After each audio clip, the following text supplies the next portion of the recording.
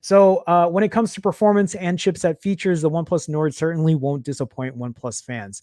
I have really, honestly, I've heard nothing but good things about the Nord, which really upsets me that I can't get one here in the States. So this article from Review Geek says the OnePlus Nord review, is this the sinking of the flagship phone? I my brain couldn't comprehend what that meant at first, but like, I think they just mean like, could the Nord sink the flagship phones? Could it be better than, like, could it be the demise of the flagship phone? And they pretty much, this article pretty much talked about how good the Nord is, how well it performs, even that the cameras like have the same camera setup as the OnePlus 8. I do really like the OnePlus Nord at a mid-range price point.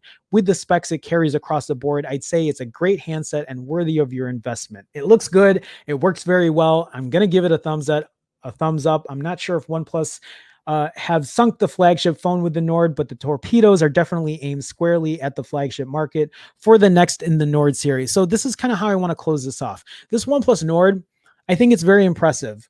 I think I really have to see how the camera performs on it, but I think overall, I think it's a great overall package at the price point.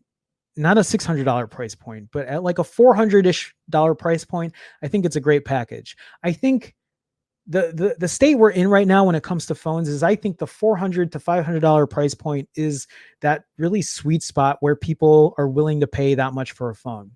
With that being said, the competition is going to be really good here. This is why I'm very excited for this phone. Not this phone, just the market in general. The iPhone SE is going to have to up their game when they release a new iPhone SE. The Pixel 4a, I think, is going to be a great phone if they can price it at $350, but they're going to have to up their game again next year. My question for all of these phones, like the Nord, for example, OnePlus is working on their next Nord like iteration, right? They're going to be coming out with a phone that will probably be available globally. So people here in the States are going to get it. And I think if they can put all of this together again and put it in a great package, I think it's going to be awesome. It's going to be competitive. But my question is, are they going to raise the price? This is what I am tired of. So like, this is all new for a lot of us. They keep bringing these phones in like a $400 price point, $500 price point, which is great. But can they keep it at that price point? Can they do it where it, like, for example, if the Pixel 4a is going to be priced at $350, for the next 2 or 3 years, can they keep that price between $350 to $400? Can they keep it there? This OnePlus Nord, if it comes to the States at like $400-ish, can they keep it under $500? Because I say 400, but I know that it's going to come to the States at probably a $500 price point, which then again would make me really wonder if it's worth the money. There might be better phones than at the price.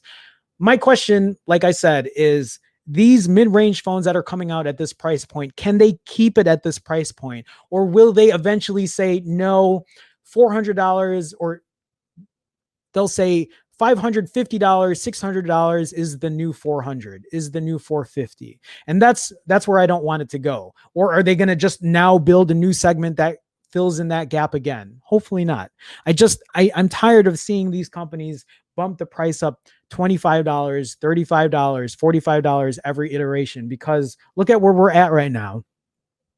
No, we're talking about these high flagship phones that are $1,000, that are $1,200, that are $1,400. God forbid, I paid $1,300 for my Huawei P40 Pro Plus.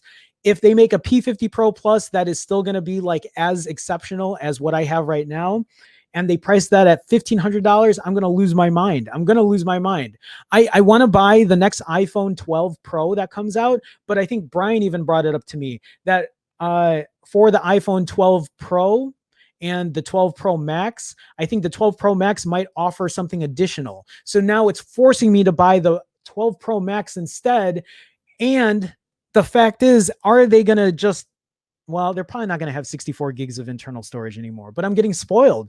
I'm getting spoiled with my Huawei P40 Pro Plus because that has 512 gigs of internal storage. And who knows how much an iPhone 12 Pro Max with 512 gigs of internal storage is going to cost. That's going to be like, what, $1,700 or something ridiculous? It's going to be too expensive. I really don't know what the current 11 Pro Max prices out at. But I don't know. I just don't know if I could be spending all that money on phones just because I want more storage. These manufacturers need to keep their prices in check. And I guess we'll just have to wait and see. Man, I talked a lot today.